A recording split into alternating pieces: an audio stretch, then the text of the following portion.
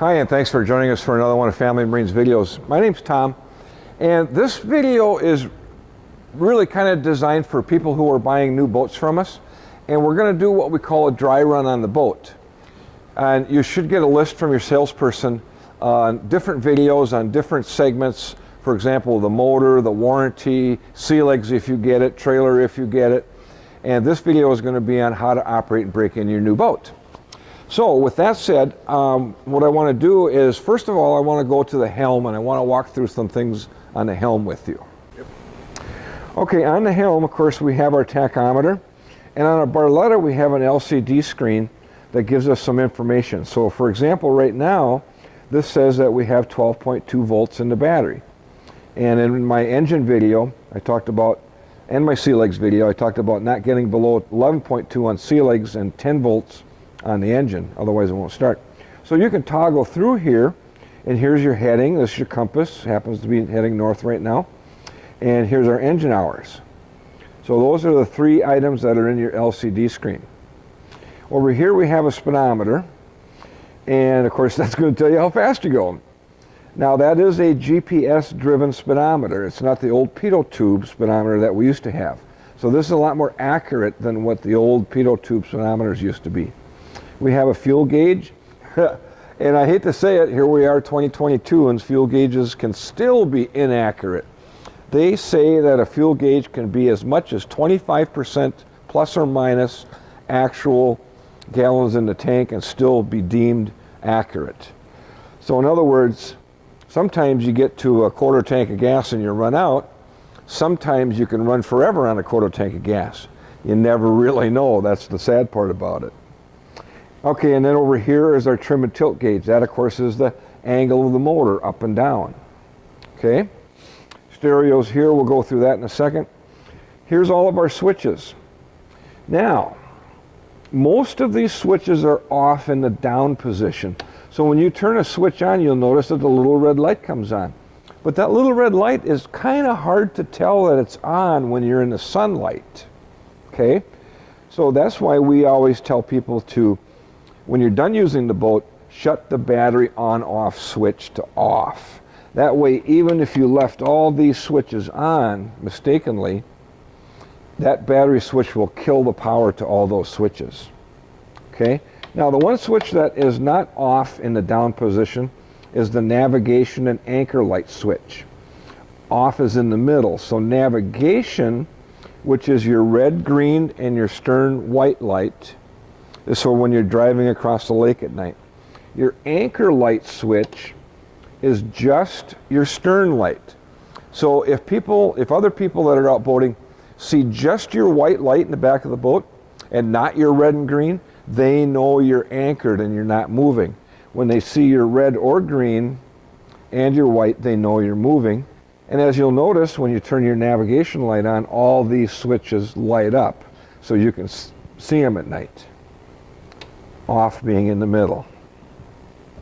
We have our docking lights or headlights. We have our courtesy light, which is underneath the Bimini. So when you open up your Bimini, you turn that switch on and you'll have a light shining down. You have a bilge pump, but because this particular boat is a twin tube, you don't have a bilge pump. The bilge pump would be located in the center tube if you had a tri-toon pontoon. These switches are extra. They just say accessory. Often a boat manufacturing company will give you extra switches so that sometime down the road, if we install another accessory, we can hook that accessory to one of these two switches. Again, off is down, and the last one is our horn button. We have our outlet for a USB and our 1/8 inch jack, and of course these are hooked to the stereo. So if you had your cell phone and you wanted to listen to music, you could either do it Bluetooth or you could plug it in over there. Okay, now on our depth finder, first thing we do is we power the depth finder on simply by pushing that button. It'll boot up. We push accept and we start reading depth. Now, because we're in our show floor, we're not actually going to see depth and we're not going to see fish and things like that. But as you can see, this is a color depth finder. You'll notice over here we have a digital readout of our depth. We have a digital readout of our water temperature, surface temp, and we have a digital readout of our speedometer. Okay? So, just so you know, if you want to shut this unit off, we used to tell people that you push and hold the power button, but that's not true anymore. That's the dimmer switch. When you push and hold the dimmer switch, push the power button, this menu will come up, and you can go to settings and a variety of different things. So if we want to power it off, we push that to power off, and then we push that button and it'll power off. Okay? I'm going to turn it back on again and show you some other things. Oops, sorry, I just shut it off again. Hang on a second. I'll power back on. I'll accept. I'm going to go back to the data overlay. I'm going to go to edit overlay, so I'm going to go to the right. I'm going to hit that. And now I can toggle through my overlay for my depth. I can increase or decrease the size of the font. I can go off, medium, small, large. I can go to my middle overlay, which on this one is the surface water temp. I can go off, small, medium, large. I'm going to leave it at small. I can go to the bottom overlay, and I can select off, medium, small.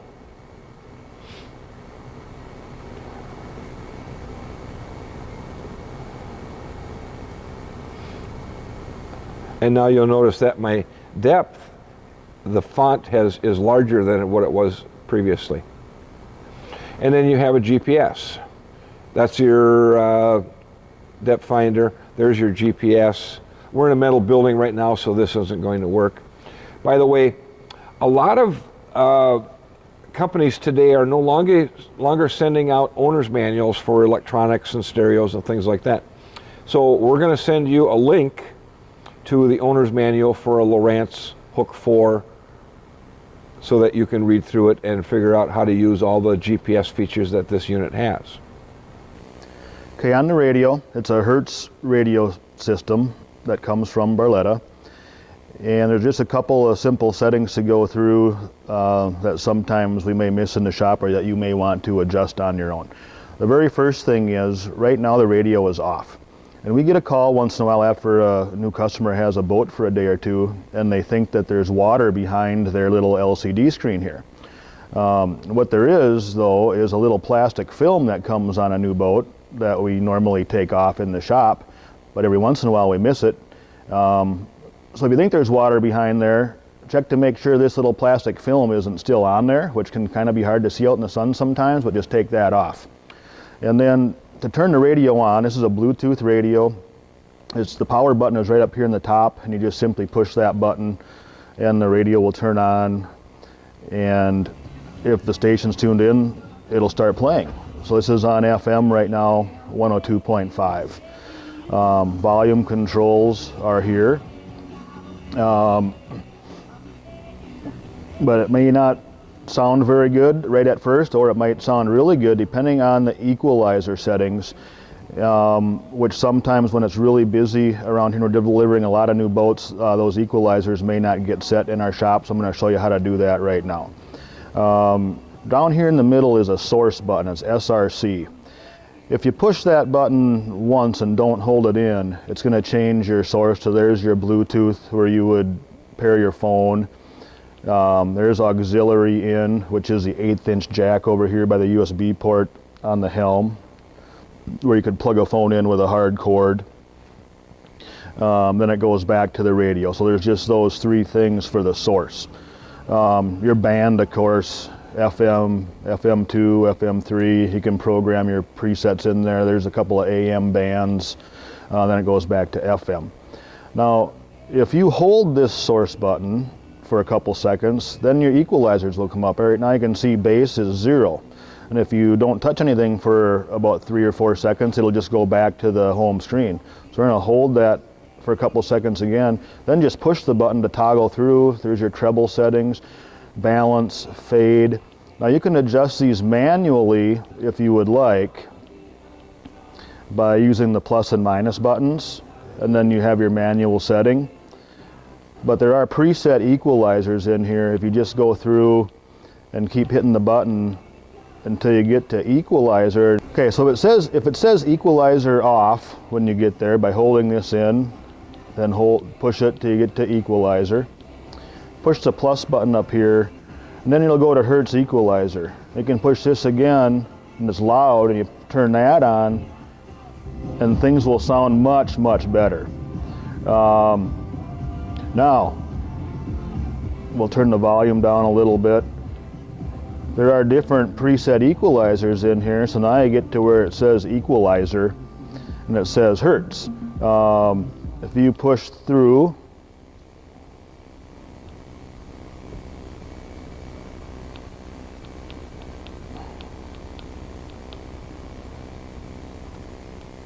there's classical, pop, equalizer off again. So you have a few different things there to select.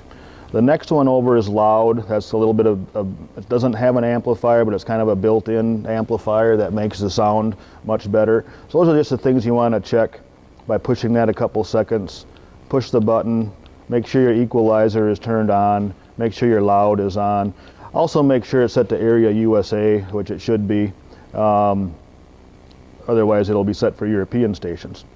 And that's quick on the radio.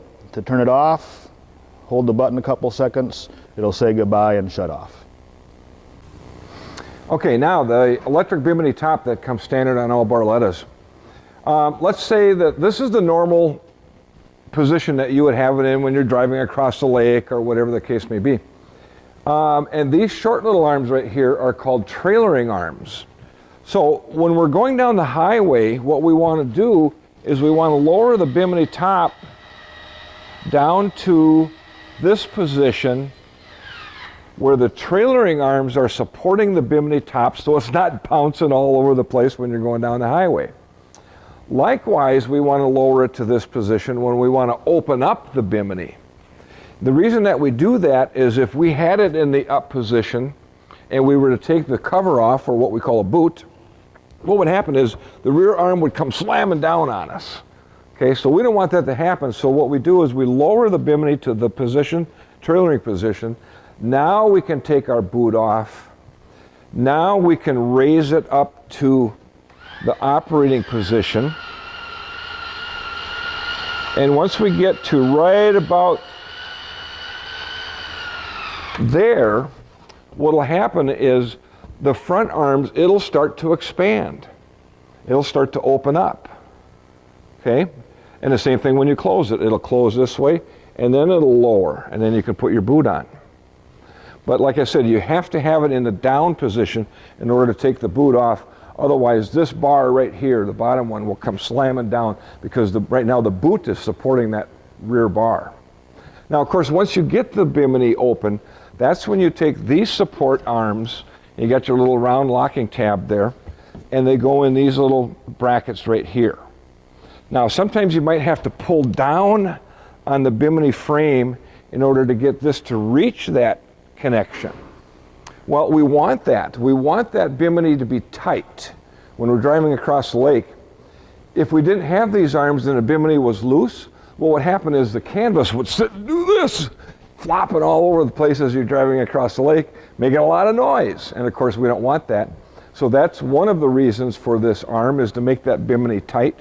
The other reason for that arm is if you didn't have that arm and you were ripping across the lake at, say, 25 miles an hour, heading into a 15-mile-an-hour headwind, there's a possibility that the wind could rip that Bimini top right off its brackets. So to prevent that from happening, we use these support arms in the front down on those cleats, and that holds the Bimini top in the open position when you're using it and driving across the lake. Okay, let's talk about care and maintenance of the boat for a little bit. First of all, the vinyl in the cabrios is a soft touch vinyl. It's really comfortable, really nice upholstery. It is ultraviolet light protectant. It is mold and mildew resistant. It is stain resistant. It's just really great stuff. So, however, we still recommend putting some type of protectant on once a year, usually in the spring. We sell a product up in the front by Boat Bling. It has a high content of UV inhibitor. And the reason, of course, we want to do that is because we want to protect the vinyl from the sunlight. And the product that we sell will reflect the ultraviolet light from the sun, that way keeping your vinyl soft and supple. Don't use any product that has silicone in it. Silicone will clog the pores of the vinyl and will not allow them to breathe, and then what will happen down the road is the vinyl will crack. Okay? Vinyl is like your skin. It has to breathe. Now, let's say you get a little stain or a little dirt on it or something. In the owner's manual, it tells you to use a mild detergent, dish soap. Don't use Fantastic or some of those other high content of petroleum-based products. No, we don't want that. We want just a mild detergent. Maybe you use a Windex or something mild like that. Spray it on, hit it with a scrub brush, hose it off, wipe it off with a rag. That's all you need to do. By the way, don't use any of the product that I just talked about on the vinyl on the flooring, okay? The difference between the vinyl on the seats and the PVC on the floor, this woven roving, this material called seagrass is a woven PVC product. PVC will not absorb any product like vinyl will. Okay, so if you were to accidentally spray, let's say you're treating your seats with the product I just talked about, and some of it were to spray on the floor, it's going to get slippery. All right, it will not absorb into the floor, so don't use any product on your flooring.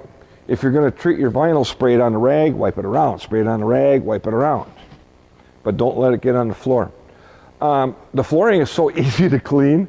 Bucket of water, garden hose, scrub brush. This stuff is, oh man, it's like bulletproof.